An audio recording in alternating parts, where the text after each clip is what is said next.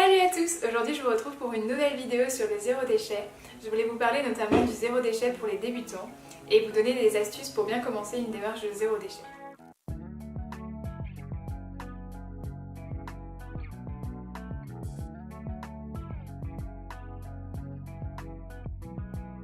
Je voulais d'abord commencer par la définition du zéro déchet par rapport aux articles et aux livres que j'ai vus pour éviter les malentendus et les idées reçues qu'on a dessus et vous faire part de ma vision des choses sur la démarche zéro déchet.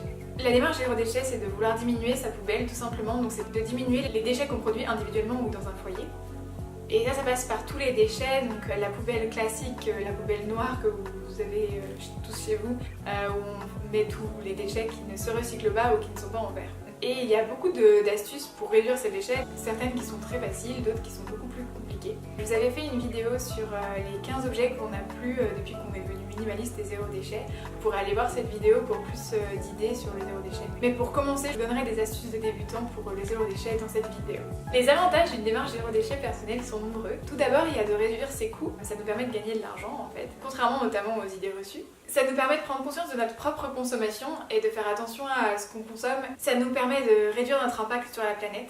Non seulement par les déchets que l'on voit vraiment visuellement qui sont dans notre poubelle, mais il faut savoir que pour les déchets qu'on voit visuellement dans notre poubelle, il y a énormément de déchets cachés. C'est tous les déchets qui ont été nécessaires pour produire le déchet que vous avez. Donc bien sûr, quand vous avez du plastique, c'est tout le pétrole qui a été utilisé, mais c'est aussi le pétrole pour le transport, les matériaux pour le transport, les matériaux pour l'usine, tous les matériaux qui ont été utilisés pour produire ce produit-là en particulier. Et en fait, quand on diminue ne serait-ce qu'un déchet dans sa poubelle, on diminue aussi tous les déchets qui vont avec en amont de la chaîne de valeur. Donc ça peut vraiment faire une grosse différence et je vous mettrai je pense une infographie sur l'iceberg des déchets cachés par rapport aux déchets consommés que vous pourrez voir ici. La démarche de zéro déchet permet aussi de soutenir des initiatives plus durables et des entreprises qui ont des valeurs plus durables et conscientes de l'environnement et des droits humains. Voilà, donc il y a beaucoup d'avantages à suivre une démarche zéro déchet. Mais parfois on a un peu peur de tous les inconvénients et de commencer et de débuter et on ne sait pas par où commencer. Donc je voulais vous donner des astuces aujourd'hui pour commencer une démarche zéro déchet en douceur. Donc la première chose à faire, et qui est pas très compliquée, qui est un peu bizarre, c'est d'évaluer ses déchets. Et donc c'est d'aller regarder dans sa poubelle tout simplement. En général dans un foyer, une des plus grosses parties de la poubelle c'est les déchets organiques. Et c'est très dommage parce qu'ils sont compostables et qui peuvent être réutilisés sur les sols, pour des plantes, pour plein de choses. Et que lorsqu'ils sont envoyés à la décharge ou à l'incinérateur, ils émettent des gaz à effet de serre, notamment du méthane, du CO2 et tous les autres gaz à effet de serre. Et du coup une des premières astuces à faire ou des premières choses à faire c'est de prendre un compost. Donc là il faudra trouver le compost qui vous va selon si vous êtes dans un appartement ou dans une maison ou dans un immeuble collectif. Vous pouvez aussi voir si dans le vide il y a des composteurs collectifs, ça arrive très souvent. Si aussi il y a des possibilités d'avoir une poubelle à compost pour votre immeuble, il y a plein de possibilités, il faut un peu se renseigner sur le site de votre commune ou sur plein de sites où on vous dit tous les composts qui existent. Donc ça c'est la deuxième étape quand vous aurez évalué vos déchets. L'autre démarche que vous pouvez faire pour diminuer vos déchets assez rapidement et drastiquement, c'est de vous concentrer sur les emballages alimentaires. Donc quand vous allez regarder dans votre poubelle, vous allez vous rendre compte normalement qu'un deuxième poste de consommation, c'est vos emballages alimentaires de tout en fait, de tout ce que vous mangez.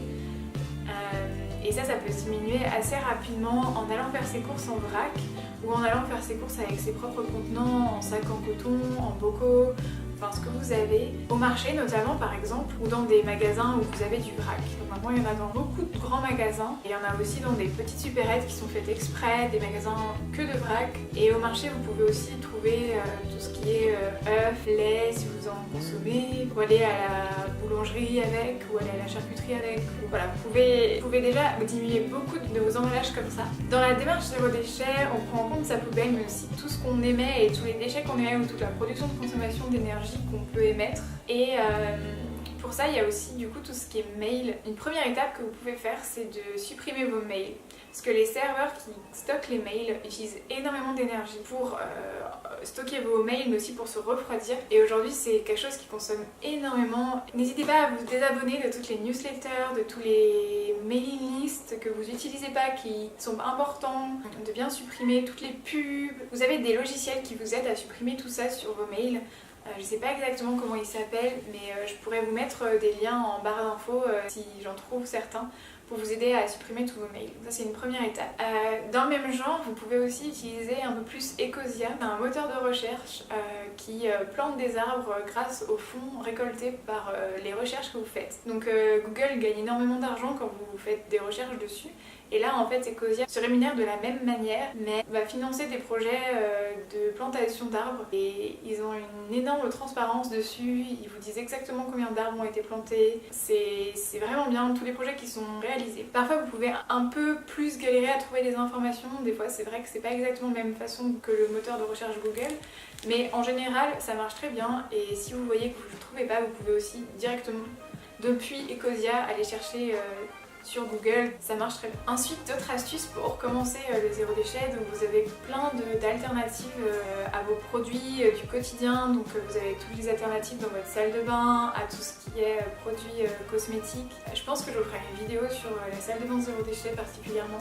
Mais vous pouvez prendre par exemple des shampoings solides, utiliser un savon de Marseille pour vous laver. Vous avez aussi des recettes de dentifrice ou des dentifrices solides. Vous avez des brosses à dents en bambou qui se compostent. Vous avez plusieurs choses comme ça, plusieurs alternatives comme ça, que vous pourrez trouver dans les magasins bio en général. Ils sont accessibles assez facilement partout ou dans des magasins spécialisés sur le zéro déchet. Donc l'important c'est de trouver en fait, par rapport à ce que vous avez vu dans votre poubelle, les alternatives aux gros déchets.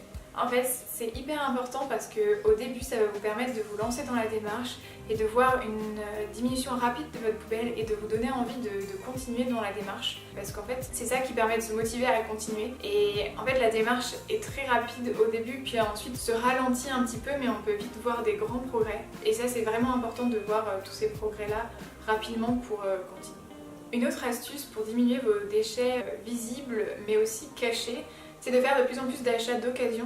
Donc vous avez tous les sites bien sûr comme Le Bon Coin, Vinted pour les vêtements, vous avez plein de possibilités, vous avez toutes les recycleries. Tous ces magasins-là vous permettent de trouver plein de choses d'occasion qui sont notamment moins chères pour vos coûts, mais aussi qui permettent de créer moins de déchets parce que comme je l'ai dit tout à l'heure, on a beaucoup de déchets qui sont cachés dans la production du produit. Et du coup, si vous réutilisez un produit, si vous le remettez dans le service, en le réparant aussi ou en achetant d'occasion, ça vous permet de diminuer drastiquement les déchets cachés. Et c'est aussi important que les déchets qui sont directement dans votre poubelle. Ensuite, ce qui est important, c'est aussi d'utiliser ce qu'on a dans sa propre maison. En fait, nos maisons regorgent déjà de trésors, donc de bocaux, de choses qu'on n'utilise pas forcément, mais aussi se rendre compte qu'on a déjà certaines choses et qu'il y a des fois des choses qui ne sont pas forcément utiles d'acheter en plus. Par exemple, vous avez déjà des couverts, vous avez déjà des Tupperware, vous avez déjà des bocaux, vous pouvez réutiliser ceux que vous achetez déjà en fait, les bocaux en verre que vous achetez, dans lesquels vous achetez votre nourriture, vos haricots verts, votre ratatouille ou je sais pas quel aliment vous achetez déjà dans vos bocaux en verre, vous pouvez les réutiliser. Nous on a énormément fait ça au début jusqu'à ce qu'on trouve des bocaux un peu plus jolis qui nous plaisaient un peu plus ou qu'on casse d'autres bocaux. On a trouvé tous nos bocaux dans des recycleries à Emmaüs pour 50 centimes à 1 euro le bocal. C'est comme ça qu'on a remplacé par des bocaux un peu plus jolis, mais on a beaucoup utilisé les bocaux qu'on achetait déjà au départ et c'est une très très bonne chose de faire ça. Donc oui, utilisez tout ce qui regorge de votre maison, utilisez ce que vous avez déjà au lieu d'acheter des alternatives qui ne sont pas forcément utiles. Épuisez les produits que vous avez déjà, sauf si ils sont toxiques pour vous.